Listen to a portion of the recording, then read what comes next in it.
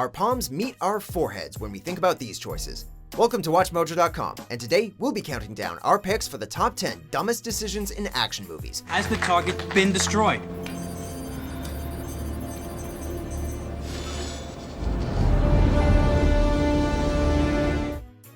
Before we begin, we publish new content every day, so be sure to subscribe to our channel and ring the bell to get notified about our latest videos. For this list, we'll be looking at the ill-advised choices made by characters in action films that resulted in disastrous results.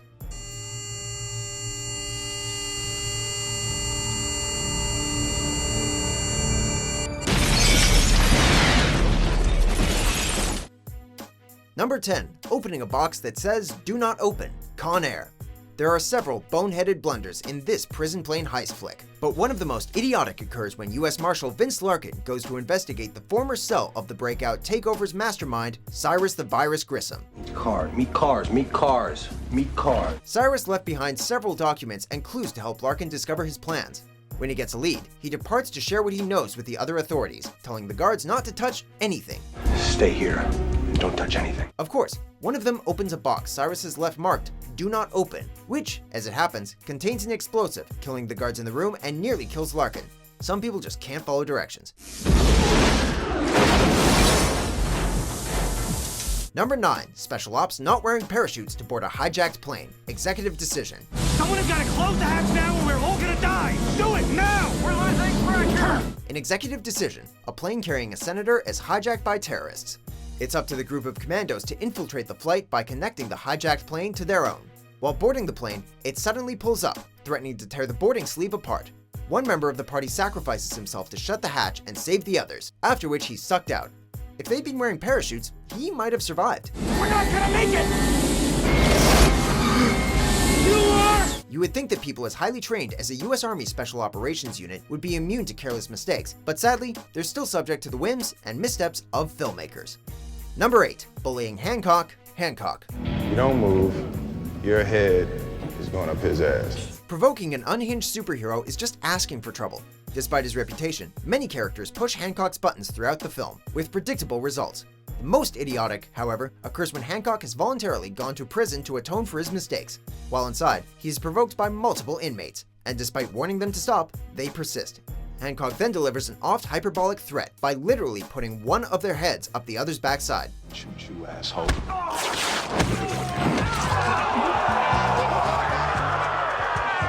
Talk about sticking it where the sun doesn't shine. We're not sure which one is less enviable, but either way, we're sure they regretted this for the rest of their lives. Number 7. Using a nuclear weapon on a shielded alien ship. Independence Day. They're like locusts.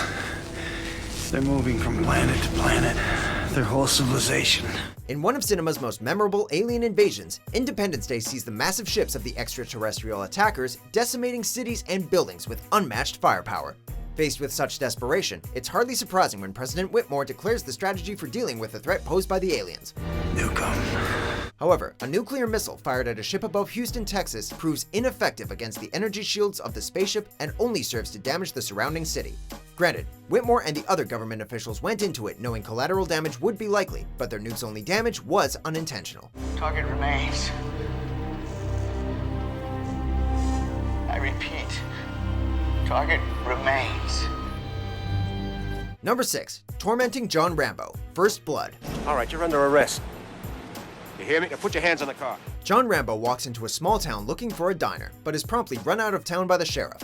When Rambo returns, the sheriff and the rest of his department abuse their positions and torment the damaged war vet, causing him to snap and escape, proceeding to wage a one-man war on the police, although he gives them every chance to walk away. The police would have been better off if they had listened and obeyed the law themselves, because he gave them a war that they couldn't believe. They should have let it go. Don't push it. Don't push it, I'll give you a war you won't believe. Number 5. Sending Navy SEALs to an obvious ambush point. The Rock. We got visitors. Let's move. When a rogue group of US Marines takes over Alcatraz and threatens San Francisco with deadly nerve gas, a team of Navy SEALs is sent in to stop them. Unfortunately, the SEALs choose to enter the former prison in a shower room, which alerts the rogue Marines to their presence. Drop your weapon! Drop them! Stand back! Hold your fire! The room is surrounded by high catwalks on several sides, giving the domestic terrorists a distinct advantage. A tense standoff ensues, and the SEALs refuse to back down, resulting in their massacre. If you're going to choose an entry point, maybe don't choose one that leaves you exposed like fish in a barrel.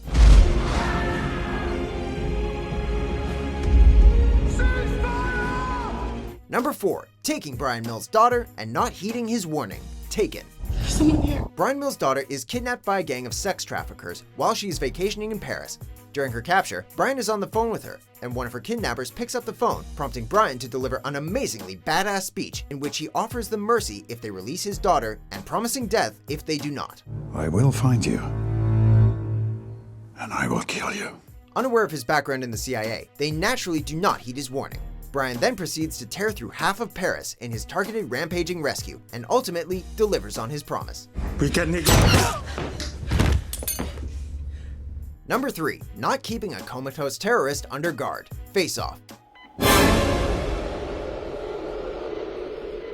This wacky sci-fi action movie sees FBI agent Sean Archer undergo a procedure to switch faces with the maniacal terrorist Castor Troy to learn the location of a bomb set up by Troy's brother when Castor falls into a coma. However, the faceless terrorist wakes up and manages to threaten the doctor who performed the procedure to give him Archer's face, leading to plenty of scenery-chewing, action-packed mayhem. Yet, had the FBI had the decency to put even a single guard on the comatose terrorist, none of this would have happened. Granted, the 90s were a more trusting time, but come on! What do you want?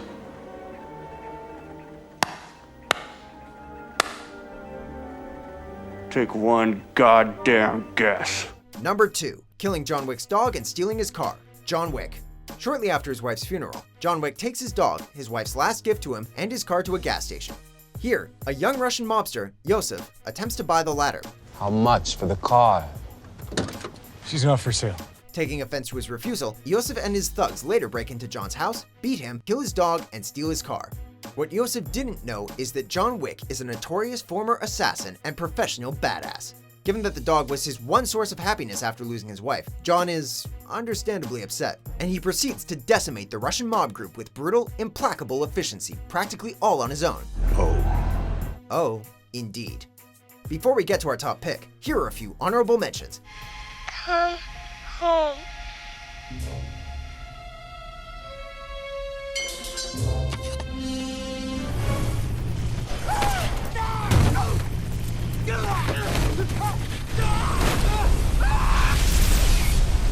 Number 1. Giving your address to a terrorist and daring them to come get you. Iron Man 3. My name is Tony Stark and I'm not afraid of you. After his friend, Happy Hogan, is injured in a terrorist attack perpetrated by the Mandarin, Tony Stark tells the mysterious mastermind where he lives and picks a fight with him. Here's my home address. 10880 Malibu Point, 90265. I'll leave the door unlocked. He then returns home, puts on his only unfinished Iron Man suit, doesn't bother to call for backup, or activate the other suits in his basement like he does later in the movie. The billionaire superhero doesn't even see the helicopters coming for his home until they're on the news, leading to his house's destruction and him nearly getting himself, his girlfriend, and another woman killed. Isn't Tony Stark supposed to be a genius? Jarvis, not my idea. Do you agree with our picks? Check out these other great clips from WatchMojo and subscribe for new videos every day.